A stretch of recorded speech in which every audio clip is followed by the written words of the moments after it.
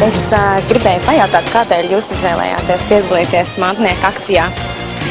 Tādēļ, ka jau man lielais zēns mācīsies šogad 4. klasē, un es tiešām saprotu, cik liels ieguldījums ir bērnu izglītība, jo mūsdienās grāmatas tomēr nav lēts prieks, bet mācīties vajag. Un, cik es zinu, kad izglītība ir tā lieta, ko bērnam tu kā pieaugušais, kā mamma, kā līdzcilvēks vari sagādāt. Un tas ir tas vērtīgākais, ko tu viņam vari sagādāt, protams, vismīlestības un vispārējā ikdienas nepieciešamā.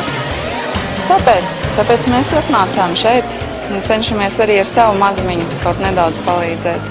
Man liekas, ka katram cilvēkam ir jābūt sociāli atbildīgam, un arī tāda es esmu, un ar lielāko prieku ņemu dalību dažādos šādos pasākumos, un ar visu sirdi dvēseli iesaistos arī viņos, un cenšos ziedot to, ko spēju ziedot, varētu tā teikt.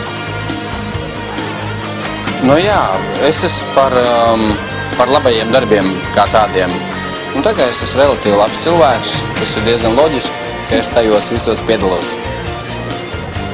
Nu, un, piemēram, ja jūs paši būtu skolnieki vēl šajā brīdī, vai jūs arī izmantot šādu iespēju atnākt, iemainīt grāmatas un citas lietas? Es domāju, ka noteikti, jo, kā tagad atceros, ka skolas laikā vienmēr bija tā, ka beidzot vienu klasi ir nākamā klase, un iepriekšējās klases grāmatas vairāk nedara, un viņas stāv plauto neizmantotas.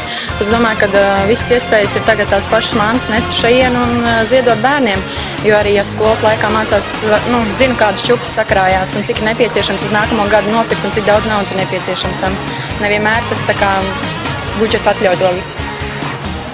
Jā, un arī tādā ziņā es varu par tādu ergonomiku, ka, ja tu esi nopircis tās grāmatas, to, ko tev vajadzēja tajā gadā, un tu jau tos burtus ārā izlasījis neesi, viņi jau ir tikpat kvalitatīvi, kā viņi bija.